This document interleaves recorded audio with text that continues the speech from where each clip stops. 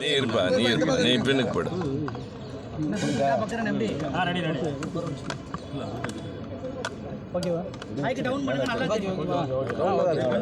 கொஞ்சம் டவுன் பண்ணிக்கோங்கப்பா. கீழே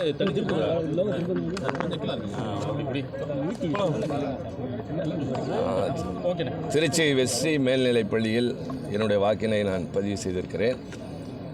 வரிசையில் நின்றோம். கொஞ்சம் மெதுவாக வாக்குப்பதிவு ஆகி கொண்டிருக்கின்றது. அந்த வாக்களிக்கின்ற அந்த இயந்திரத்தில் அந்த பீப் சவுண்ட் கொஞ்சம் தாமதமாக வருகின்ற காரணத்தினால் காலையிலிருந்து அப்படி இருப்பதாகத்தான் சொல்லுகிறார்கள்.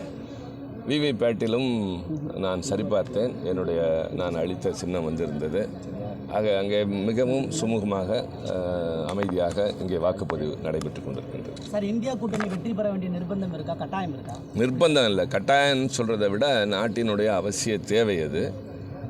ஆட்சி மாற்றம் என்பதற்கான காரணம் ஒரு அனுபவத்தின் அடிப்படையில் மக்கள் இத்தனை காலம் வாழ்ந்தது எந்த நிலையில், நிம்மதியுடன் வாழ்ந்தார்களா, தேவைகள் கவனிக்கப்பட்டதா என்று பார்க்கிற போது, அப்படி இல்லாத சூழ்நிலையில் மாற்றுக்கு யார் என்று கேட்கிற போது நாங்கள் எங்களை முன்னிறுத்தி அவர்கள் ஏற்றுக்கொள்ளக்கூடிய நம்பத்தகுந்த சில வாக்குறுதிகளை நாங்கள் தந்திருக்கிறோம். நாங்கள் செல்லுகின்ற இடமெல்லாம் மக்களுடைய வரவேற்பு மிக பிரமாதமாக இருந்தது.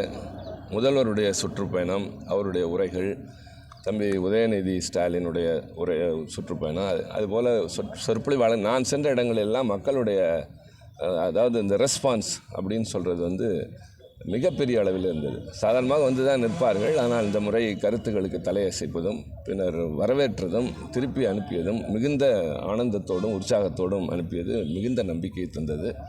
ஆக எங்களுக்கு நிறைய நம்பிக்கை இருக்கிறது. தமிழ்நாட்டை பொறுத்தவரை முதலமைச்சர் சொல்வது போல எல்லா தொகுதிகளும் நாங்கள் தான் வெற்றி பெறுவோம். அதே போல் மத்தியிலும் எங்களுடைய ஆட்சி அமையும். பல முறை தமிழ்நாட்டுக்கு வந்திருக்காங்க. அதற்கு ஏதாவது பலன் கிடைக்கும்னு நினைக்கிறீங்களா? ஏன்னா சில கருத்து கணிப்புகள் இரண்டாவது இடத்துக்கு பாஜக வந்துடும், அதிக சீட்டுகள் வாங்குவோம் இப்படிலாம் சொல்கிறாங்க. இதை பற்றி என்ன நினைக்கிறீங்க? அதாவது தேவையை பொறுத்து தான் வருகிறார்கள். இதற்கு முன்பு தமிழ்நாடு மக்கள் பாதிக்கப்பட்ட போது இந்த பக்கம் வராதவர்கள் இப்போது வருகிறார்கள் என்றால் இது தேர்தலை பொறுத்து தான் என்பதை மக்கள் உணர்ந்திருக்கின்றார்கள்.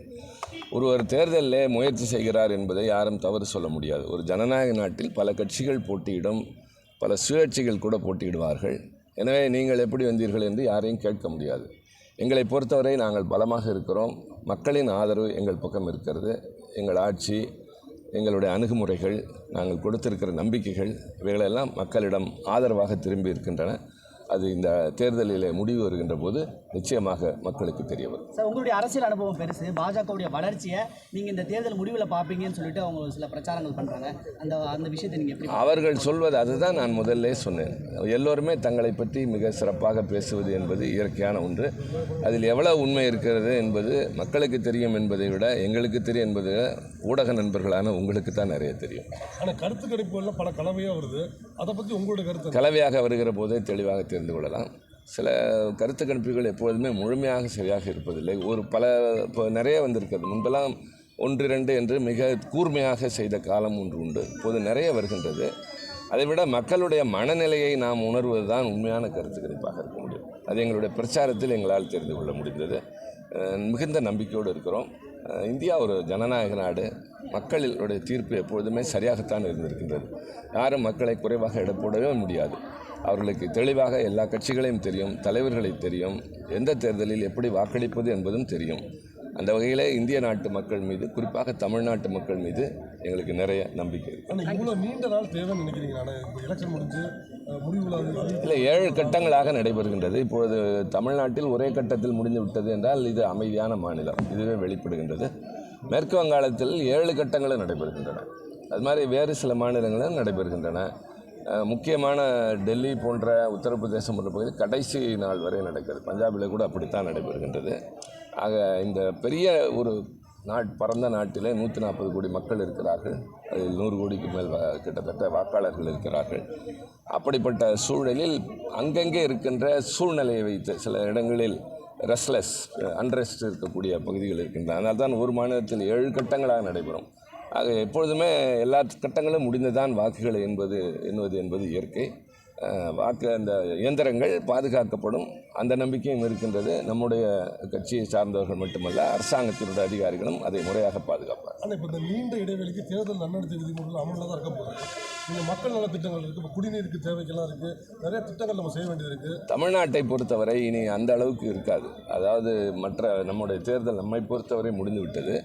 தேர்தல் முடிவுகள் என்பது வருகின்ற வரை நம்மை பொறுத்தவரை அதில்லை. இங்கே தேர்தல் நடக்காத மாநிலங்களில் அடுத்தடுத்த கட்டங்கள் நடக்கக்கூடிய மாநிலங்களில் அந்த நடத்தை விதி இருக்கு. எனக்கு இந்த 50,000க்கு மேலே பணம் கொண்டு போக முடியாது, மக்கள் ரொம்ப அது அநேகமாக தளர்த்தப்பட்டு விடும். இன்றோடு அது தளர்த்தப்பட்டு விடும். தேர்தல் முடிந்த உடனேயே நம்முடைய மாநிலத்தை பொறுத்தவரை அந்த விதிமுறைகள் இருக்காது என்று தான் நான் நம்புகிறேன். இப்போ நேற்று வந்து சுயேட்சை வேட்பாளர் ஒரு 5 பேர் சேர்ந்து இப்போ மதிமுக வேட்பாளர் வந்து தகுதி நீக்கம் செய்யணும், ஏன்னா ஓட்டுக்கு 250 ரூபா கொடுக்குறான்னு சொல்லி குற்றம் சாட்டியிருக்காங்க.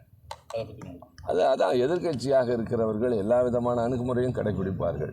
ஒருவரை தோற்கடிக்க முயற்சிக்கிற போது அல்லது ஒருவர் வேண்டாம் என்கிற போது இல்லாதை சொல்வார்கள், இட்டு கட்டுவார்கள், அல்லது வேறு வகையிலே அவர்கள் செய்வது என்பது இயற்கை தான். இதிலெல்லாம் நான் ஆச்சரியப்பட வேண்டியதும் இல்லை, வருத்தப்பட வேண்டியதும் இல்லை.